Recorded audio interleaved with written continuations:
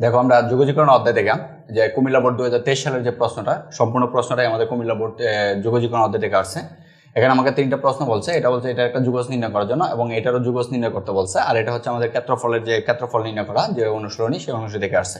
তাহলে আমাদের ক নং প্রশ্নের সমাধান দেখি যে ক নং প্রশ্নে আমাকে কি বলছে। ক নং বলছে হচ্ছিল যে dx বাই হচ্ছিল e⁴x মাইনাস e⁻−x এর যুগজ নির্ণয় করতে বলছে। তাহলে এই টাইপের যোগজীকরণগুলোতে আমরা যে কাজটা করি প্লাস এই টাইপের অঙ্কগুলোতে আমরা যে কাজটা করতে হয়, এখানে যোগজীকরণের যে আমাদের এর যে ফাংশনগুলো আছে, রিলেটেড ফাংশনগুলো বিভিন্ন ক্ষেত্রে বিভিন্ন কাজ করতে হয়। এখান থেকে সহজ বিষয় যেটা, তোমরা কাজটা এইভাবে করার চেষ্টা করবা যে এখানে ইনভার্স যেটা দেওয়া থাকবে dx, এটাকে বাইঙে দিবা। তাহলে আমরা দেখো e⁴x প্লাস এটাকে বাইঙে কি লিখতে পারি 1/e⁴x এটা লিখতে পারি, ঠিক আছে। আচ্ছা, এখানে উপরে 1 লিখলাম আর এখানে জায়গায় dx লিখলাম।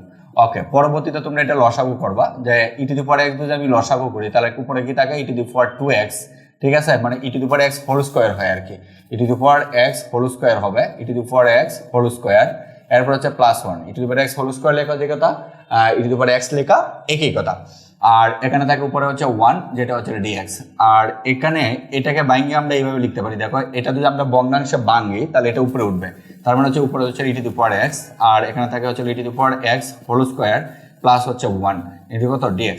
এই হচ্ছে আমাদের কাজটুকু। এরপরে অংশটুকু হচ্ছে আমাকে ধরে নিতে হবে। তাহলে আমরা ধরি যে আমরা এই অংশটুকু আনার পরে আমাদের এটা মনেই রাখতে হয় কাজটা, আমাদের e⁴x এর যে ফাংশনগুলা এখানে এতটুকু আমাদেরকে মনেই রাখতে হবে।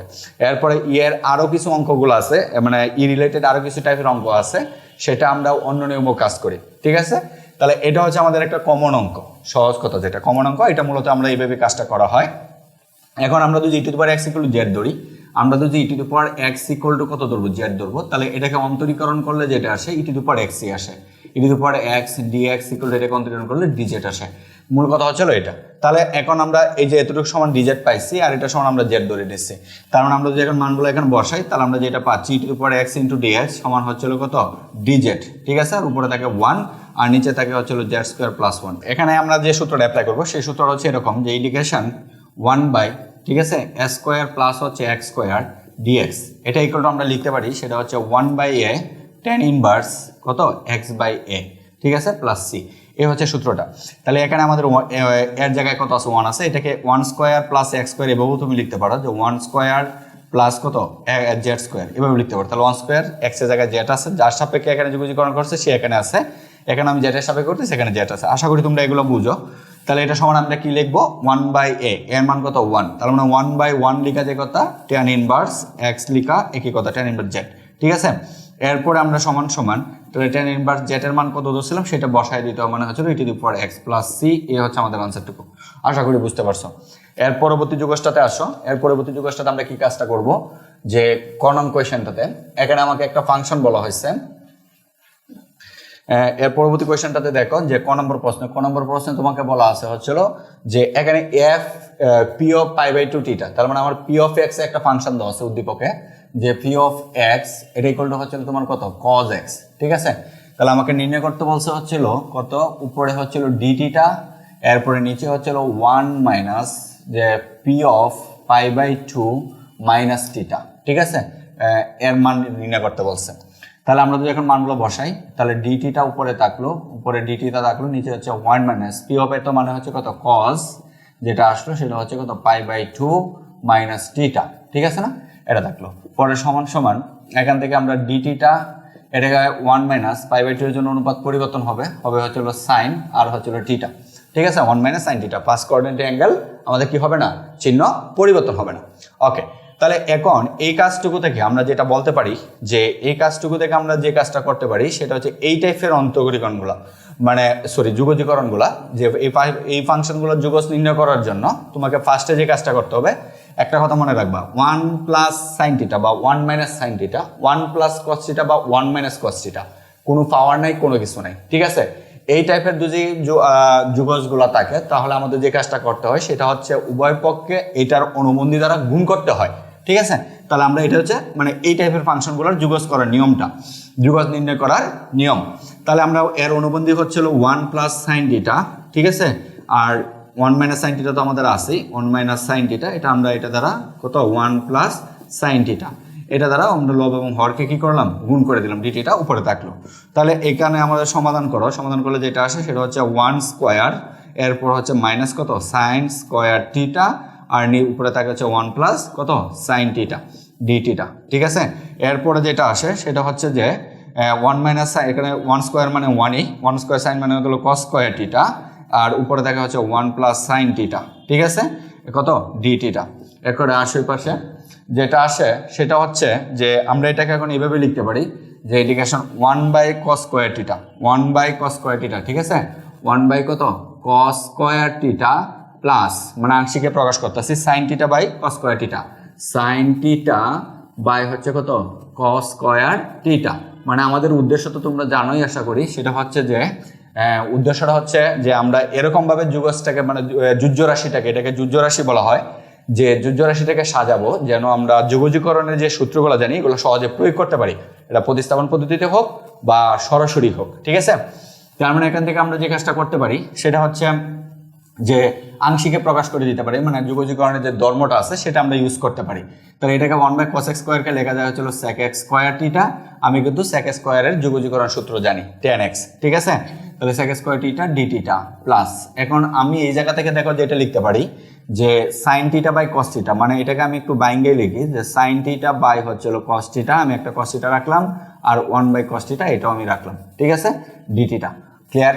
তাহলে এটাকে যোগজীকরণ নির্ণয় করলে কত আসে tan টিটা, এটার যোগজীকরণ হচ্ছিল tan টিটা প্লাস এখান থেকে আমরা যেটা পাই সেটা হচ্ছে সাইন টিটা বাই কস টিটা মানে হচ্ছিল tan টিটা ইনটু হচ্ছে 1 বাই কস কত sec টিটা। ঠিক আছে, এই সূত্র এটারও আমি যোগজীকরণ সূত্র জানি, সেটা হচ্ছে কত sec টিটা, তার মানে হচ্ছিল tan টিটা প্লাস হচ্ছে sec টিটা। ঠিক আছে, এটার যোগজীকরণ সূত্র হচ্ছে কত sec টিটা প্লাস একটা সি দিয়ে দাও, এই হচ্ছে আমাদের আনসারটুকু। আশা করি এখন আসলে আমাদের পরবর্তী কোশ্চেনটা, উদ্দীপকের আলোকে Q x y equal to 0 এবং এল ইকুয়াল টু 0 দ্বারা আবদ্ধ ক্ষুদ্রতম ক্ষেত্রের ক্ষেত্রফল তোমাকে নির্ণয় করতে বলছে। তাহলে এই দ্বারা আমাদের ক্ষুদ্রতম ক্ষেত্রের ক্ষেত্রফলটা আমরা কিভাবে নির্ণয় করবো সেটা একটু দেখি। তাহলে আমাকে দুইটা ফাংশন দেওয়া আছে, একটা ফাংশন হচ্ছে Q x equal to 0, Q x y হচ্ছিল এটা, মানে হচ্ছিল এক্স স্কোয়ার, গণন প্রশ্ন আমাকে দেওয়া আছে হচ্ছিল এক্স স্কোয়ার প্লাস হচ্ছে ওয়াই স্কোয়ার মাইনাস 25 এটা ইকুয়াল টু হচ্ছে 0, এটা হচ্ছে আমাদের একটা ফাংশন। তাহলে এটাকে একটু সুন্দর করে সাজাই, সেটা হচ্ছে x square plus y square equal to হচ্ছিল 25, যেটাকে আমি লিখতে পারি কত 5 স্কোয়ার। ঠিক আছে, তাহলে এটা হচ্ছে 1 নং সমীকরণ। আর একটা হচ্ছে এল ইকুয়াল টু 0, এলটা হচ্ছে আমাদের এটা, মানে হচ্ছে হলো 3x এক্স মাইনাস 3, যেটা হচ্ছে আমাদের কত এক্স মাইনাস 3 ইকুয়াল টু কত 0, মানে হচ্ছে এক্স ইকুয়াল টু কত 3, এটা হচ্ছে আমাদের 2 নং সমীকরণ। ক্লিয়ার। এখন এই দুইটা সমীকরণ দ্বারা আবদ্ধ যে ক্ষুদ্রতম ক্ষেত্রটা আছে সেই ক্ষেত্রটার ক্ষেত্রফল নির্ণয় করতে হবে। তাহলে আমরা এখান থেকে দেখে বুঝতেছি যে ক্ষেত্র দুটা কি, এটা হচ্ছে একটা সরলরেখার সমীকরণ যেটা হচ্ছে অয়ক্ষে সমান্তরাল সরলরেখার সমীকরণ, আর এটা হচ্ছে একটা বৃত্তের সমীকরণ যে বৃত্তের ব্যাসার্ধটা কত 5, আমি এখানে বের করে রাখছি। তাহলে আশা করি বুঝতে পারতেছো যে আমাদের কাজটা কি করতে হবে। ওকে, তাহলে আমরা যদি চিত্রটা আঁকি তাহলে আরো বুঝতে সুবিধা হবে। তাহলে আমরা ধরো এখানে একটা জিনিস লক্ষ্য করো যে এই যে বৃত্তটার কেন্দ্র কিন্তু কোথায় মূলবিন্দুতে, তাহলে মূলবিন্দুতে কেন্দ্র বিশিষ্ট যদি আমি একটা বৃত্ত আঁকি, মনে করো এই হচ্ছে আমাদের বৃত্তের সমীকরণটা। ক্লিয়ার, দেখা সমান হয় না, তোমরা এটা শীর্ষবিন্দু মূলবিন্দুতে দৈর্ঘ্যের কাজটা করি, তারপর একটু সুন্দর করে আঁকার চেষ্টা করি। দেখো যে আমরা যদি বৃত্তটা আঁকি, মনে করো এই আগে বৃত্তটা আঁকে নিই, তাহলে হচ্ছে কাজটা হবে। এই হচ্ছে আমাদের বৃত্তের সমীকরণটা, এটাকে আমরা দুইটা ভাগ, এই যে হলো আমাদের অক্ষ দ্বারা বিভক্ত, এই হচ্ছে আমাদের মূলবিন্দু যেটা হচ্ছে এক্স, এটা হচ্ছে এক্স প্রাইম, আর এটা হচ্ছে ওয়াই প্রাইম, আর এটা হচ্ছে কত ওয়াই। ঠিক আছে, এই হচ্ছে আমাদের বৃত্তের সমীকরণটা যার ব্যাসার্ধ কত 5, মানে হচ্ছে এই সেন্টার থেকে এই পর্যন্ত দূরত্ব হচ্ছে কত 5। ক্লিয়ার। ওকে, এরপরে আমরা তাহলে এই বিন্দুর স্থানাঙ্ক আমরা লিখতে পারি কত 5,0, এই বিন্দুর স্থানাঙ্ক কিন্তু 5,0। ওকে, এখন এখান থেকে আমরা যে আরেকটা রেখা আছে কত x ইকুয়াল টু 3, তাহলে এই জায়গা থেকে এই পর্যন্ত দূরত্ব যদি 5 হয়, একটু ভালো করে লক্ষ্য করো, তাহলে x ইকুয়াল টু 3টা কোন পর্যন্ত আসবে, x ইকুয়াল টু 3টা অবশ্যই এই পর্যন্ত আসবে। তাহলে x ইকুয়াল টু 3 হচ্ছে y অক্ষের সমান্তরাল একটা রেখা, এই হচ্ছে আমাদের y অক্ষের সমান্তরাল রেখাটা। এই দুইটা রেখা দ্বারা আবদ্ধ যে ক্ষুদ্রতম ক্ষেত্রটা আছে, এই হচ্ছে ক্ষুদ্রতম অংশ, এই ক্ষুদ্রতম অংশের যে ক্ষেত্রফলটা আছে সেটা আমাকে নির্ণয় করতে বলা আছে। তাহলে এটা আমরা সবাই জানি যে বৃত্তের যেহেতু সেন্টার মূলবিন্দুতে হইলে, তাহলে এই অংশটুকু মানে এই অংশটুকু ক্ষেত্রফল আর এই অংশটুকুর ক্ষেত্রফল কি হয়, সমান হয়। তাহলে আমরা যদি এখন শুধু এই অংশটুকুর ক্ষেত্রফল নির্ণয় করিয়া আমরা 2 দিয়ে গুণ করে দিই তাহলে কিন্তু আমি সম্পূর্ণ অংশটুকুর ক্ষেত্রফল কি করব পেয়ে যাব। ওকে, তাহলে এই জায়গা থেকে আমাদের প্রথম কাজটা কি করতে হয়, ছেদবিন্দু বের করতে হয়। মানে হচ্ছে এই ছেদবিন্দু আর এই ছেদবিন্দু আমরা বের করব। ক্লিয়ার? কারণ আমাদের মানে ইন্টিগ্রেশনের মাধ্যমে যেহেতু কাজটা করি, ইন্টিগ্রেশনের কাজটা কি, যে এখান থেকে যে অংশটা আবদ্ধ আমাদের হয়েছে, এই আবদ্ধ অংশটার ধরো এই হচ্ছে একটা ছেদবিন্দু আর এই হচ্ছে ছেদবিন্দু, তাহলে এখান থেকে এক অক্ষের লম্ব আঁকা যে কথা না আঁকা এই কথা, তার মানে হচ্ছে এটা হচ্ছে আমার আপার লিমিট হবে, আর এখান থেকে এটার উপর লম্ব আঁকলে যে বিন্দুটা পাবো এটা আমার লোয়ার লিমিট হবে। ঠিক আছে না? তাহলে মূল কথা হচ্ছে এখানে আমি দুইটা পদ্ধতিতে লোয়ার লিমিট আপার লিমিট নির্ণয় করতে পারি, সেটা হচ্ছে আমি চিত্র দেখে বুঝতে পারি। ঠিক আছে? যদি আমি বুদ্ধিমান হই তাহলে চিত্র দেখে আমরা বুঝতে পারবো আপার লিমিট লোয়ার লিমিটটা কত। তুমি চাইলে দেখাইতে পারো, না দেখাইতে পারো, তাতে কোনো প্রবলেম নেই। তাহলে আমরা আপাতত এতটুকু বুঝতেছি যে আমরা এক অক্ষের দ্বারা আবদ্ধ ক্ষেত্র হচ্ছে কতটুকু, এতটুকু। ঠিক আছে না? এক অক্ষ দ্বারা এবং এই বক্র রেখা, একটা বক্ররেখা আর এই রেখা দ্বারা, তিনটা দ্বারা আবদ্ধ ক্ষেত্র কত এতটুকু। তার মানে এক অক্ষের উপরে এটা হচ্ছে আমাদের একটা বিন্দু, এটা হচ্ছে আরেকটা বিন্দু যেখান থেকে লম্ব টানলে, তার মানে এখান থেকে এটা হচ্ছে x = 3 আর এখান থেকে x = কত 5, তার মানে আপার লিমিট লোয়ার লিমিট হচ্ছে কত 3, আপার লিমিট হচ্ছে 5। এটা একটা প্রসেস। তারপর যদি আমরা এই সিস্টেমটা না বুঝি তাহলে আমরা যে সিস্টেমে নির্ণয় করব যে এখান থেকে দুইটা ছেদবিন্দু বের করবে, দুইটা সমীকরণ সমাধান করে, তাহলে আমরা 1 ও 2 সমাধান করি, 1 ও 2 সমাধান করব। ঠিক আছে? সমাধান করি, তাহলে 1 আর 2 যদি আমরা সমাধান করি তাহলে x = 3, x এর মান যদি এখানে বসায় দাও তুমি এখান থেকে y এর মান পাবা। তাহলে x = 3 তো আমরা পাইছি। ঠিক আছে? x এর মান যদি এখানে বসাই 9 প্লাস হচ্ছে y স্কয়ার ইকুয়াল টু কত 25, তার মানে বা এখান থেকে আমরা y স্কয়ার ইকুয়াল টু যেটা পাই সেটা হচ্ছে কত 25 মাইনাস 9 ইজ ইকুয়াল টু হচ্ছে 16, তার মানে বা আমরা দুই উভয়কে বর্গমূল করি তার মানে হচ্ছে প্লাস মাইনাস 4 পাই। ঠিক আছে? তাহলে y ইকুয়াল টু কত পাইলাম এত। তাহলে এই দুইটা রেখার ছেদবিন্দু হচ্ছে হলো 1 আর 2 এর ছেদবিন্দু। ঠিক আছে? 1 ও 2 এর ছেদবিন্দু যদি তুমি নির্ণয় করতে যাও, ছেদবিন্দু, ঠিক আছে, 1 আর 2 এর ছেদবিন্দু, তাহলে কুটি কত, একটা হচ্ছে 3 আর এখানে সরি ভুজ হচ্ছে 3, কুটি হচ্ছে +4, একটা এর হচ্ছে একটা ছেদবিন্দু, আর একটা হচ্ছে এবং আরেকটা ছেদবিন্দু হচ্ছে কুটি হচ্ছে হলো 3 সরি ভুজ 3 আর কুটি হচ্ছে কত -4। ঠিক আছে? এ হচ্ছে আরেকটা ছেদবিন্দু। আমরা কিন্তু এক্স্যাক্টলি চিত্রে দেখতে পারতেছি এটা হচ্ছে এক পর্যন্ত হলো কত 3 আর হচ্ছে হলো 4 কুটি, আর এটা হচ্ছে কত 3 -4, এই দুইটা ছেদবিন্দু আমরা পাইছি। ঠিক আছে না? তাহলে এই ছেদবিন্দু থেকে x অক্ষের উপর লম্ব টানলে মানে এখানে যে ছেদবিন্দুর উপরে পজিটিভ বুস্টটা এটা হবে লোয়ার লিমিট, আর এখানে যে বিন্দুটা আছে সেই বিন্দুটার যে বুস্টটা হবে সেটা হবে আপার লিমিট। ক্লিয়ার? তারপরে লোয়ার লিমিট 3, আপার লিমিট কত 5, এভাবে আমরা খুঁজে বের করে নিতে পারি। ওকে, তাহলে ক্ষুদ্রতম অংশের ক্ষেত্রফল আমরা যেটা লিখব যে ক্ষুদ্রতম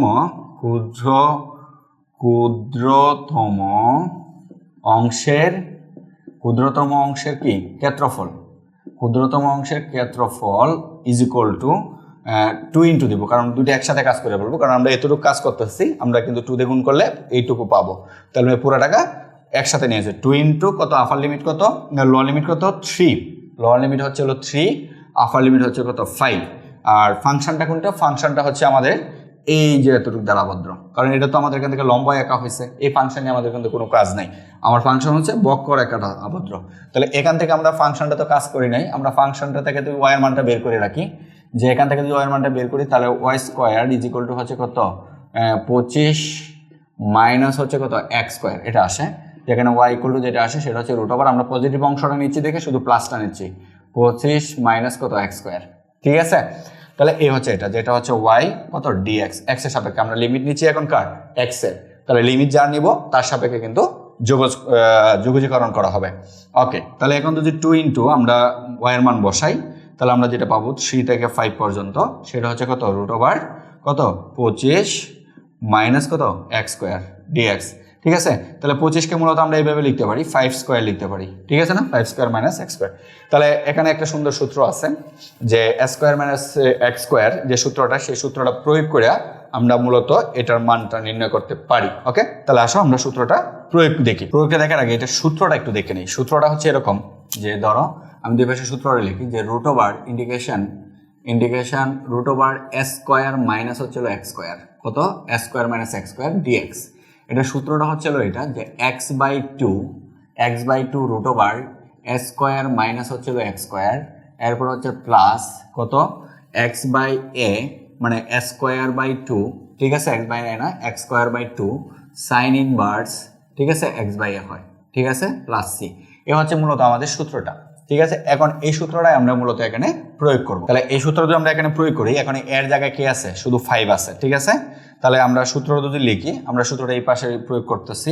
দেখো এখানে যদি আমরা লিখি সূত্রটা, যে এখান থেকে আমরা লিখবো যে সমান সমান কত 2 ইন্টু, হ্যাঁ এখানে না, চিত্রটা এখন মুছে দিই, চিত্রটা তো আমাদের এখানে প্রয়োজন নাই। ঠিক আছে,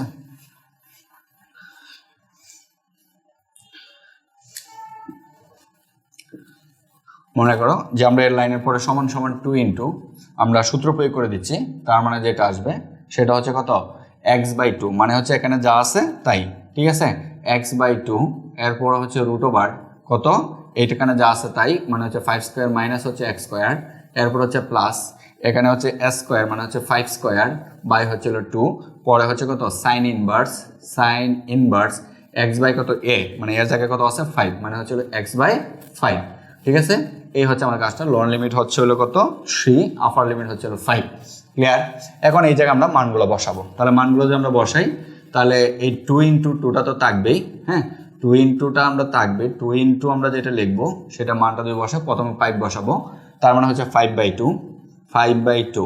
ঠিক আছে, তার মানে রুট ওভার এখানে হচ্ছে হলো 25, 5 স্কোয়ার হচ্ছে 25, মাইনাস যদি আমি 5 বসাই তাহলে কত আসে 25। ঠিক আছে, এরপর হচ্ছে প্লাস, এরপর হচ্ছে 5 মানে হচ্ছে 25 বাই হচ্ছিল 2, এরপর হচ্ছে হলো সাইন ইনভার্স। ঠিক আছে, এখানে হবে হলো 5/5। ঠিক আছে, এরপরে হচ্ছে মাইনাস দিয়েবো, মাইনাস দিয়ে আমরা লোয়ার লিমিট বসাবো। তাহলে লোয়ার লিমিট যদি বসাই তার মানে কত 3/2, এরপর হচ্ছে রুট ওভার 25 মাইনাস হচ্ছে 9। ঠিক আছে, এরপরে হচ্ছে প্লাস, এটা আছে হচ্ছে 25 বাই হচ্ছিল 2, সাইন ইনভার্স এখানে যা আসবে সেটা হচ্ছে কত 3/5। এই হচ্ছে আমাদের কাজটুকু। ওকে, এখন যদি আমরা এটাকে সমাধান করি, তাহলে 2 ইন্টু যেটা আসে সেটা হচ্ছে 25 থেকে 25 গেলে সেটা হচ্ছে কত 0, রুটকে 0 করলে, 0কে রুট করলে রুটে 0 আসে, তার মানে এই পুরোটার মান কত হয়ে গেছে 0। ওকে, তাহলে এই জায়গায় যেটা থাকে সেটা হচ্ছে 25 বাই হচ্ছে কত 2, আর এখানে 5 কাটা গেলে তাকে কত 1, এখানে তাকে হচ্ছে 1, তাহলে সাইন ইনভার্স 1 এর মান কত হবে, সাইন ইনভার্স 1 এর মান হচ্ছে হলো 5/2, তার মানে হচ্ছে কত 5/2। ঠিক আছে, এরপর হচ্ছে মাইনাস, এখান থেকে যেটা থাকে সেটা হচ্ছে 3/2টা থাকে, এখানে তাকে হচ্ছে 25 থেকে 9 গেলে 16, রুট করলে তাকে 4, তার মানে হচ্ছে 4, এরপর হচ্ছে প্লাস 25/2, এখানে যেটা আছে সেটা হচ্ছে সাইন ইনভার্স কত 3/5, এটা এইভাবেই রাখলাম। ওকে, এর পরবর্তীতে সমাধান করলে যেটা আছে 2 ইন্টু, যে এখান থেকে 2 হচ্ছে 25 পাই, আমরা যেটা লিখবো যে 25 কত 4। ঠিক আছে, আর এখান থেকে আসে 2 দিয়ে 2 রে কাটলে থাকে 2, 3 দুগুণ হলো 6, এরপর হচ্ছে প্লাস। ঠিক আছে, এরপরে কত প্লাস, আর এখানে যা আছে এটাকে ভেবে রাখে দাও 2, সাইন ইনভার্স কত, সাইন ইনভার্স 3/5। ঠিক আছে, এই হচ্ছে আমাদের আনসারটুকু। ক্লিয়ার? এই হচ্ছে আমাদের, তোমরা চাইলে প্রয়োজনে 2 দিয়ে গুণ করতেও পারো, প্রয়োজনে গুণ নাও করতে পারো। ওকে, তাহলে এই হচ্ছে আমাদের আবদ্ধ ক্ষেত্রটার ক্ষেত্রফল, যে সৃজনশীল প্রশ্নটা, সেই প্রশ্নটার সমাধানটা। এরপরে আমরা দেখব যে আর কি বাকি আছে 2023 সালে কি কি কোয়েশ্চেন। আর মনে হয় কোনো কোয়েশ্চেন বাকি নাই, মনে হয় যে হ্যাঁ একটা কোয়েশ্চেন বাকি আছে, যেটা হচ্ছে কিছুটা আমাদের অন্তরীকরণ থেকে আসছে, কিছুটা যোগজীকরণ থেকে আসছে, এই টাইপের কোয়েশ্চেনগুলো কিছু বাকি আছে।